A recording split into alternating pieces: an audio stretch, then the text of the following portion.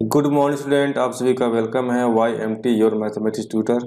मेरा नाम है राजेंद्र और आज हम डिस्कस करने वाले हैं परमुटेशन एंड कॉम्बिनेशन।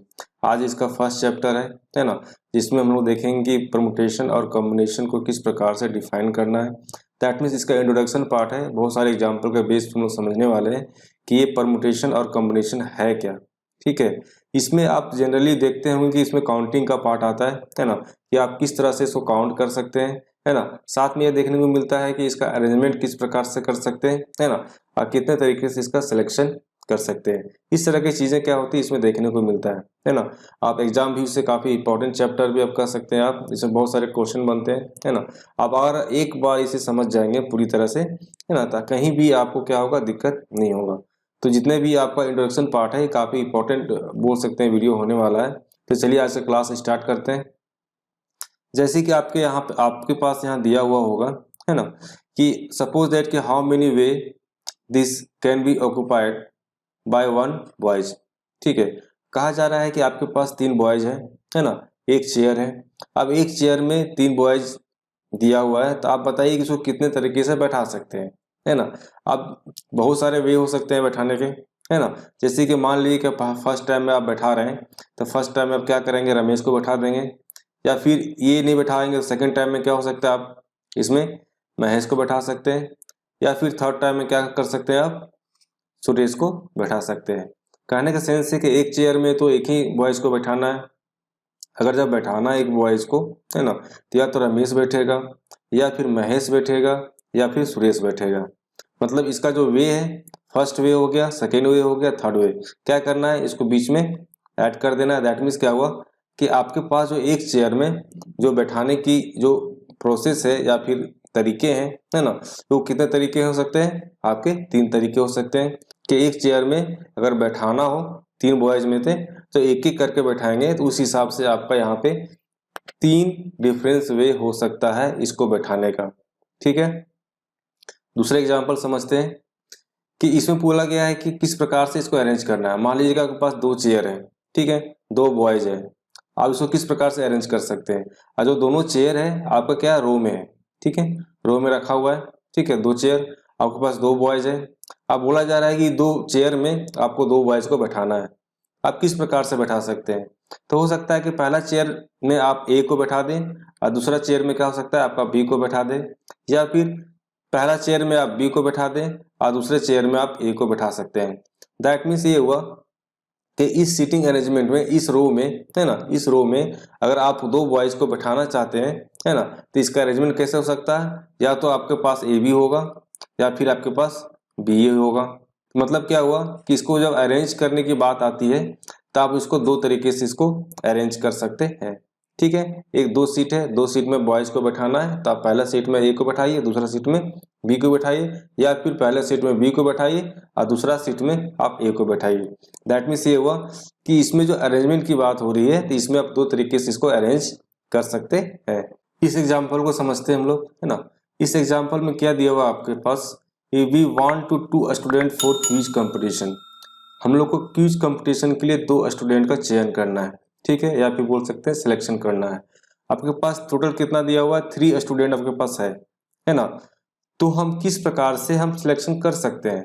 ठीक है, तो इस सिलेक्शन का जो प्रोसेस है ये क्या हो सकता है। तो हो सकता है कि आप फर्स्ट टाइम में आपको 2 स्टूडेंट को चाहिए, तो 1 और 2 आप साथ में ले सकते हैं। या फिर आप 2 और 3 साथ में ले सकते हैं। या फिर 3 और 1 साथ में ले सकते हैं। कहने का सेंस ये हुआ कि आप अगर क्विज के लिए 2 स्टूडेंट को लेना चाह रहे हैं, तो आपके पास जो सिलेक्शन के जो प्रोसेस है ना, उस प्रोसेस में आप 3 तरीके से आप क्या कर सकते हैं, इस क्विज के लिए स्टूडेंट का चयन कर सकते हैं। सिलेक्शन की जो बात होती है उसको क्या बोलते हैं हम लोग, कॉम्बिनेशन बोलते हैं। ठीक है, और जो अरेंजमेंट की बात होती है ना, तो जो अरेंजमेंट की बात होती है उसको क्या बोलते हैं हम लोग, ये आपका परमुटेशन। ठीक है, हम लोग आगे डिस्कस करने वाले हैं कि परमुटेशन का डिफिनेशन क्या होता है। ठीक है, जैसे कि क्या हुआ कि परमुटेशन ऑफ थिंग्स, कहने का सेंस क्या है कि अरेंजमेंट ऑफ थिंग्स। मतलब आपके पास बहुत सारी कोई भी चीज दिया हुआ रहेगा, है ना, अगर आप उसको अरेंज करते हैं, है ना, दैट मीन्स क्या हुआ कि आप उसको बोल सकते हैं कि ये परमुटेशन का प्रोसेस हो रहा है। अगर आप कहीं पर सिलेक्शन करने की बात करते हैं, ठीक है। आपके पास बहुत सारे चीज दिए हुए रहेंगे, है ना। अगर आप सिलेक्शन करने की बात करते हैं, दैट मीन्स क्या होता है कि वो कॉम्बिनेशन करने की बात हम लोग कहा जाता है, ठीक है। एकदम क्लियर हो चुका होगा। अरेंजमेंट दैट मीन्स क्या, परमुटेशन, और सिलेक्शन दैट मीन्स क्या हुआ, कॉम्बिनेशन, ठीक है। तो इस प्रकार से क्या होता है कि कॉम्बिनेशन और परमुटेशन का प्रोसेस होता है, ठीक है। अगर हमारे चैनल को फर्स्ट टाइम विजिट कर रहे हैं तो सब्सक्राइब कर ले, है ना। आप बेल नोटिफिकेशन को ऑन कर ले, जिससे कि जब भी वीडियो अपलोड हो तो आपको मिल सके। अब बात करते हैं सिर्फ परमुटेशन का। हम लोग भी इंट्रोडक्शन पार्ट में ही हम लोग डिस्कस कर रहे थे कि परमुटेशन और कॉम्बिनेशन को किस प्रकार से देखना है, ठीक है। आप सिंपली बात कर रहे हैं परमुटेशन का, तो परमुटेशन का जो डिफिनेशन होता है क्या होता है, हम लोग उसको एग्जाम्पल के थ्रू पे समझ लिए, उसको डिफिनेशन में देख लेते हैं डिफिनेशन होता क्या है, ठीक है। तो each of the difference arrangement, कोई भी अरेंजमेंट करना है, अरेंजमेंट करने का जो प्रोसेस है काफी डिफरेंस तरीके से हो सकता है, which can be made by taken some या all of the numbers of given things या ऑब्जेक्ट एट ए टाइम, ठीक है। एक ही समय पर बहुत सारे आपके पास नंबर दिए हुए रहेंगे, उस नंबर्स को आप किस प्रकार से उसको अरेंज करते हैं डिफरेंट तरीके से, ठीक है। देन हम कह सकते हैं कि वो जो प्रोसेस है वो उस प्रोसेस को क्या बोलते हैं हम लोग, परमुटेशन बोलते हैं।